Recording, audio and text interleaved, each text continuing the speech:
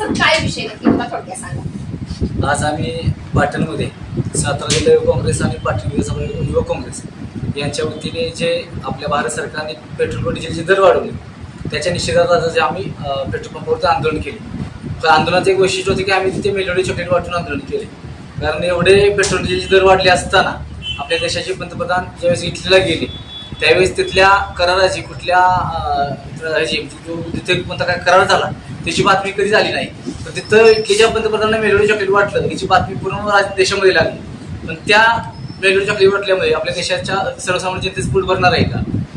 खरं तर आता सरकार असं सांगतंय की ही भाववाढ झाली कशामुळं, तर युद्धाचं कारण दिलं जाते. परंतु भारताला ह्या पेट्रोल डिझेल दरवाढीचा आंतरराष्ट्रीय कारणाने फटका बसायचं कारण नव्हतं. ते अशासाठी की इराण असू दे किंवा रशिया असू दे हे भारताचे पारंपरिक मित्र आहेत आणि ते आपल्याला आतापर्यंत स्वस्त दरात पेट्रोल उपलब्ध करून देतात.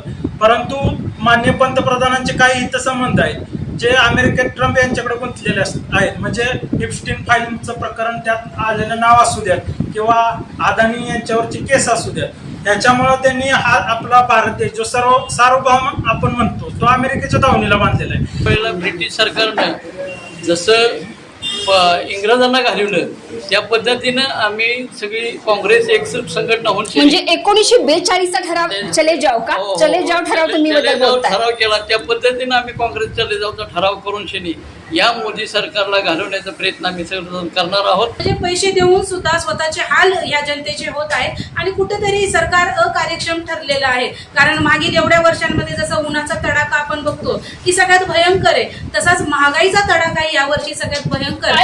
सरकारला जाग येणार का?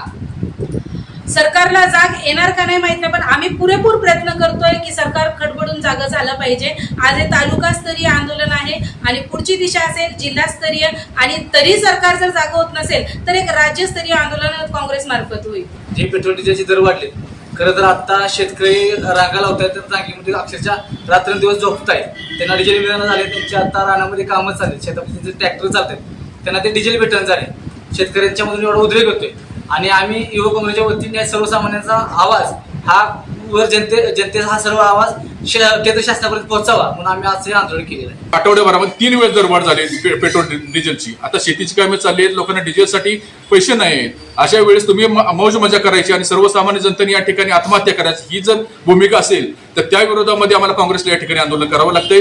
आणि आम्हाला आज या ठिकाणी तालुकास्तरीय आम्ही आंदोलन केले आणि भविष्य काळामध्ये जर काय आमच्या या आंदोलनाची दखल नाही जर घेतली तर आम्ही जिल्हास्तरीय आणि प्रदेश पातळीवर या ठिकाणी तीव्रतेने आंदोलन करू. आणि या ठिकाणी भाजप सरकार या ठिकाणी ज्यावेळेस इंग्रजांचं राज्य होतं त्यावेळेस देखील ज्या पद्धतीनं जेवढा अन्याय झाला नाही त्याच्या कितीतरी पटीने या 15 वर्षामध्ये अन्याय ह्या भाजप सरकारने केलेला आहे. पंतप्रधानांनी सांगितलं की परदेश दौरे करू नका. मुख्यमंत्री एक दिवस सायकल घेऊन आले विधान भवनात आणि दुसऱ्या दिवशी सातारला जवळजवळ लाखोंची गर्दी जमवून त्यांनी कार्यक्रम घेतला. असं म्हणजे जे विरोधाभास आहे त्यांच्या प्रत्येक वागण्यात नाही. आणि ही पेट्रोल डिझेलची दरवाढ आहे, त्यामुळं अजून येणाऱ्या 4 महिन्यात अजून जास्त महागाई वाढणार आहे. प्रतीक्षा लागून राहिली मला सुद्धा माझ्यासोबत आपल्याही प्रत्येक घरातील प्रत्येक प्रेक्षकांना की या जन आंदोलनाचा या पेट्रोल वाढ विरोधात आंदोलनाचा पुढचं पाऊल काय असणार आहे? अजून सरकारला आम्ही निवेदन किंवा मोर्चांच्या माध्यमातून इशारा देत आहोत की याच्यापेक्षा तीव्र आंदोलन आम्ही पेट्रोल पंप असतील किंवा लोकांच्या मध्ये जाऊन या सरकारवर दबाव निर्माण करण्याचा किंवा सरकारवर एक दबाव गट म्हणून काम करण्यासाठी आम्ही अजून तीव्रपणे आंदोलन करू हे आमचं पुढचं सरकारला इशारा असेल. प्रत्येक वाक्यातून केश, क्रोध आणि नुसता राडा आपण पाहताय.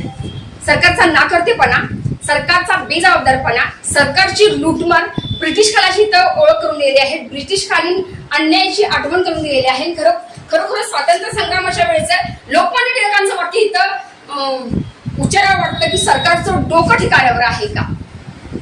पाहूया या जनआंदोलनाची पुढील दिशा काय असणार आहे. प्रत्यक्षात तुम्हाला, मला आणि सर्वांनाच. आणि या संपूर्ण महत्वपूर्ण अपडेटसाठी संतोषी जगदाळे सतर्क केली आहे.